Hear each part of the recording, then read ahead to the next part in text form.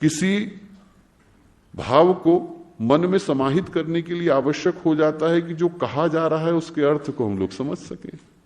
अर्थ समझ ही नहीं पाए तो व्यक्ति के जीवन में उसके प्रति भाव को जन्म दे पाने की सामर्थ्य नहीं आती।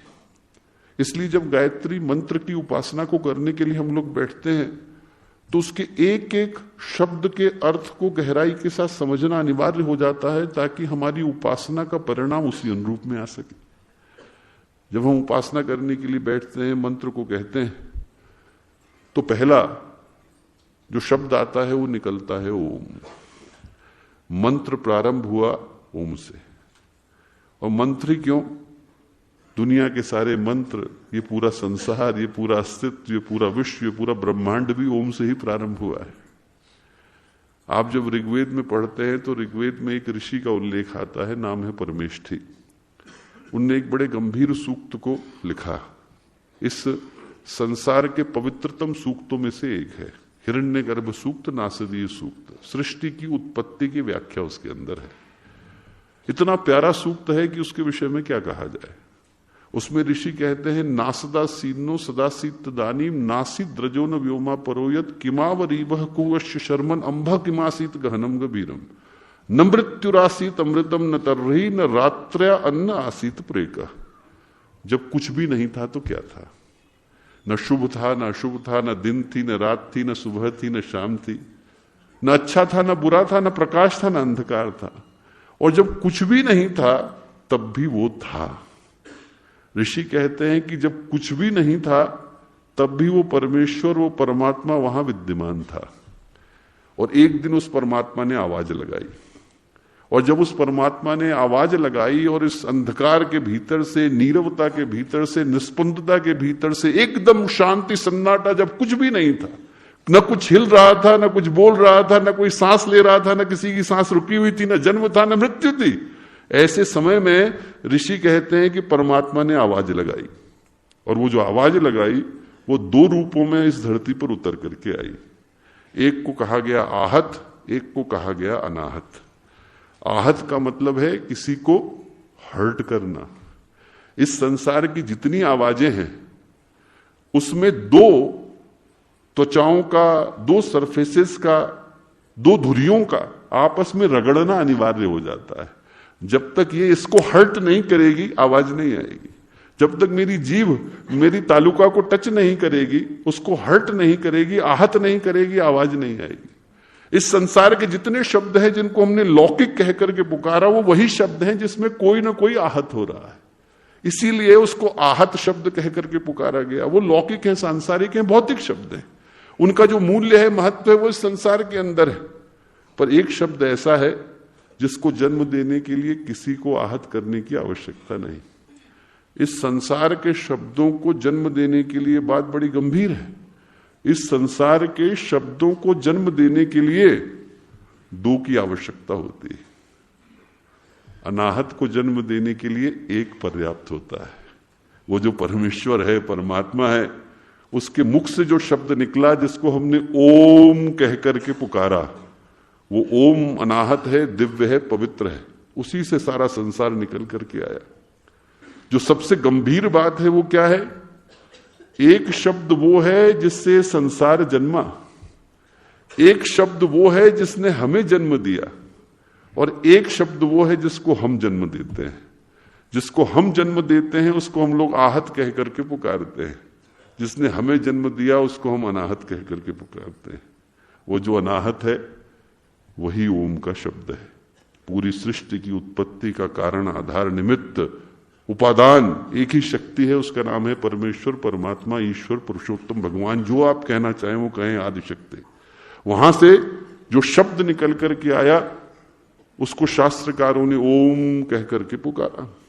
पातंजलि जब समाधि की व्याख्या करते हैं योग सूत्र में तो कहते हैं अभ्यास और वैराग्य से समाधि की प्राप्ति होती है। समाधि योग क्रिया योग वालों के लिए तप, स्वाध्याय, ईश्वर प्रणिधान है। अष्टांग योग वालों के लिए यम, नियम, आसन, प्राणायाम, प्रत्याहार, धारणा, ध्यान, समाधि है। लोग पूछते हैं और कोई तरीके से भी होती है क्या? पातंजलि कहते हैं हाँ, ईश्वर प्रणिधान दवा, ईश्वर के प्रति प्रणिधान से भी होती है। प्रणिधान का मतलब भक्ति विशेष, सामान्य भक्ति नहीं, उत्कट भक्ति, वो प्रणिधान है। प्रश्न उभरता है कि ईश्वर कौन है? तो ईश्वर की जो परिभाषा है वो पातंजलि ने इतनी प्यारी दी है। 3 सूत्रों में 3 तरह से परिभाषा दी है। क्या कहा है? क्लेश कर्म विपाक आशय अपरामृष्ट पुरुष विशेष ईश्वर। क्लेश हुए तो कर्म आएगा, कर्म आएगा तो आशय बनेगा, कर्माशय। उससे क्या होता है? सति मूले तद विपाको जाति आयु भोगा। जब तक कर्म है तब तक आपको 3 चीजें मिलती हैं।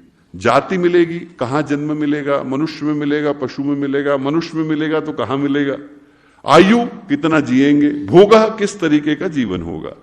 तो वो कहते हैं कि क्लेश है तो कर्म है, कर्म है तो विपाक है, आशय है तो विपाक है।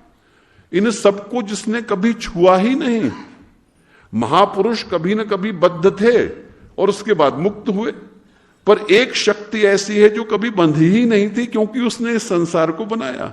इसलिए उसको पातंजलि ने कहकर के पुकारा पुरुष विशेष, वो जो प्रकृति से परे है। तत्र निरतिशयम सर्वज्ञ बीजम, ज्ञान से परे, पूर्वे शाम भी गुरु काले नानवच्छेदात, समय से परे है। उसको आप समय में बांध नहीं सकते, उसको आप प्रकृति की सीमाओं में बद्ध नहीं कर सकते। कर्म से परे, प्रकृति से परे, काल से परे, स्पेस से परे, उस शक्ति का नाम है ईश्वर।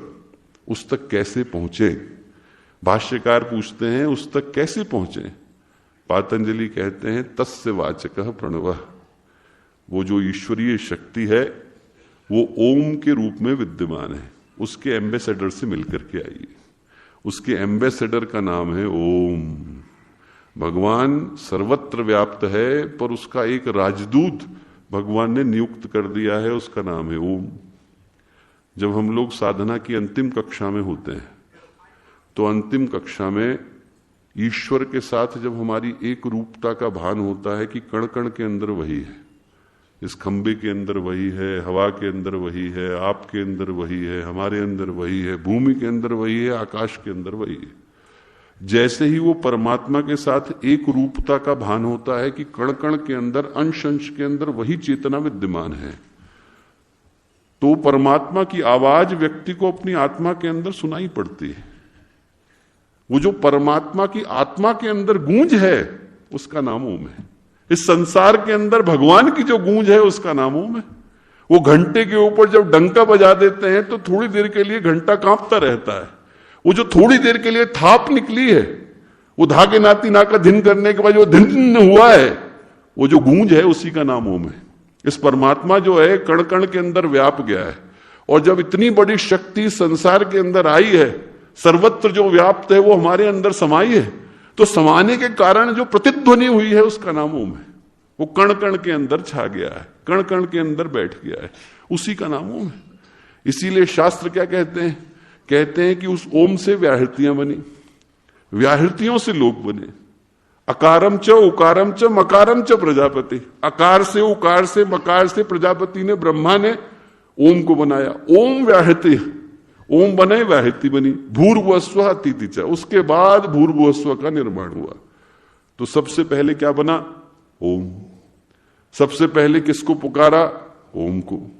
और ओम ने हमको पुकारा, हमने ओम को पुकारा, ओम ने हमको पुकारा। शास्त्रों में ओम के 19 अर्थ दिए गए, पर भाषा विज्ञान की दृष्टि से देखें तो 2 महत्वपूर्ण है। आप्ल धातु, अवधातु।